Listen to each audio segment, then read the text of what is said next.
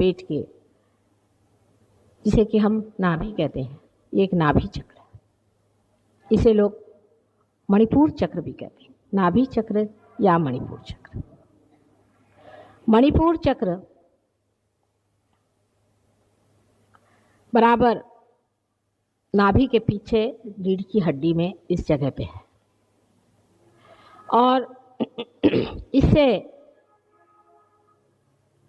जो प्लेक्सस चलता है उसे सोलर प्लेक्सस कहते हैं अंग्रेजी में। ये चक्र आपके पीठ के रीढ़ के हड्डी में रहता है, लेकिन प्लेक्सस तो सामने होता है, वो पीठ के रीढ़ के हड्डी के बाहर होता है प्लेक्सस, ये ग्रोस।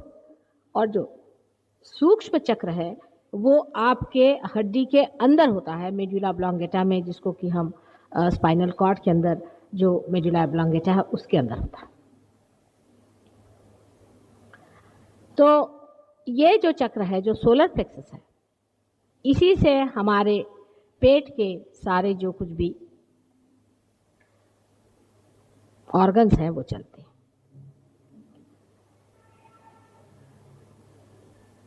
इसके अलावा एक चक्र आप देखते हैं जो कि इसी चक्र से निकल के चारों तरफ घूमता है, इसे स्वादिष्ठान चक्र कहते हैं। और इस चक्र में 6 पंखुड़ियाँ होती हैं।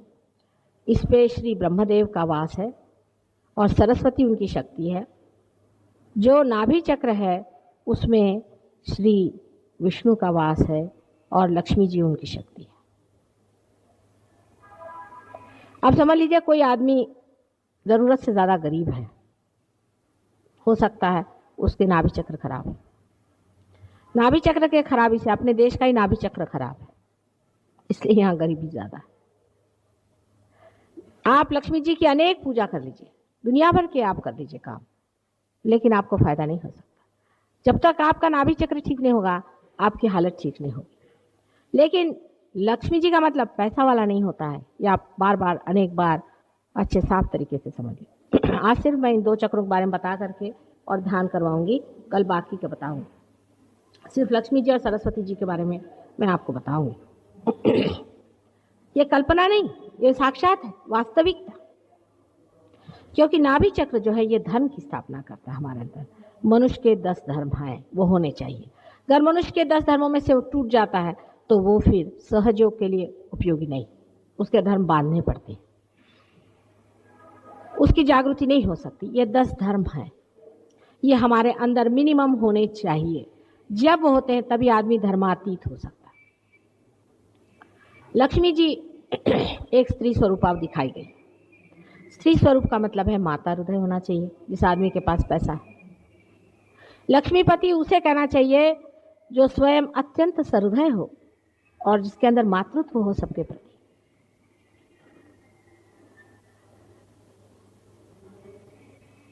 दूसरे, लक्ष्मी जी एक कमल पे खड़ी हुई हैं हल्के से, अर्थात जिस आदमी के पास, जिसे कहना चाहिए जो लक्ष्मीपति है, उसमें इतना हल्कापन होना चाहिए अपने बारे में, इतनी सादगी होनी चाहिए कि वो एक कमल पे भी खड़ा हो सकता है। हम देखते हैं ज़रा सा किसी के पास पैसा हो जाता है, उसको इतना घमंड होता है कि वो मुझसे कहेगा, माता जी देखो मेरे को तो पार तो होने का है, लेकिन मैं सबके बीच में वहाँ आपके हॉल में नहीं आ सकता, आपको मेरे घर आना होगा। मैंने क्यों? क्योंकि आपके पास थोड़ा पैसा ज़्यादा हो, आप सबके साथ बैठ नहीं सकते। ऐसे आदमी में ज़रा सा भी घमंड नहीं होना चाहिए, इतना सा भी घमंड नहीं होना चाहिए, तभी वो लक्ष्मीपति है। अगर उसको पैसे का घमंड हुआ तो वो फिर बर्बाद, फिर वो क्या पैसे वाला हुआ। अगर वो असली पैसे वाला है, जिसके पास अपनी ही चीज़ होती है, उसको कभी किसी चीज़ का घमंड नहीं हो सकता। किसी दूसरे की मारी हुई चीज़ होगी तभी वो घमंड करता होगा,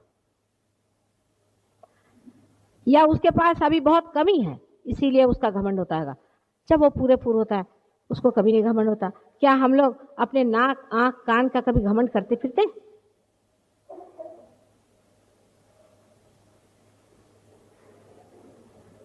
उसके दोनों हाथों में, लक्ष्मी जी के दोनों हाथों में कमल हैं, गुलाबी रंग के।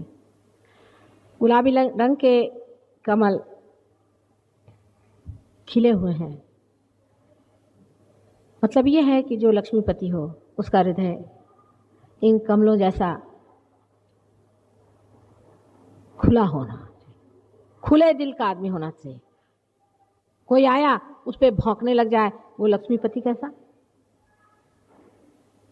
वो तो कुत्ता हुआ, वो लक्ष्मीपति नहीं हो सकता।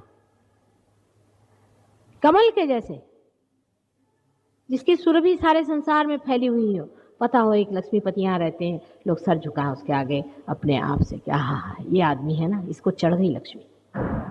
लक्ष्मी नहीं चढ़ सकती। ये पैसे वाले हैं, ये लक्ष्मीपति नहीं। इनके पीठ पीछे लोग कहते हैं अरे वो बड़ा दारूबाज है, वो फलाना है, वो ठिकाना है, वो काला बाजार है, फलाना है, ठिकाना है, सब ऐसी बात करते। कोई प्रशंसा नहीं करता, कोई ग्रेस नहीं, कोई उसमें ब्यूटी नहीं। ऐसे एक आध होते हैं। मैं जहाँ पैदा हुई थी वहाँ एक थे हमारे यहाँ, उनको कहते थे डी लक्ष्मी नारायण करके, एक बड़े रईस आदमी थे। उनको आप लक्ष्मीपति कह सकते।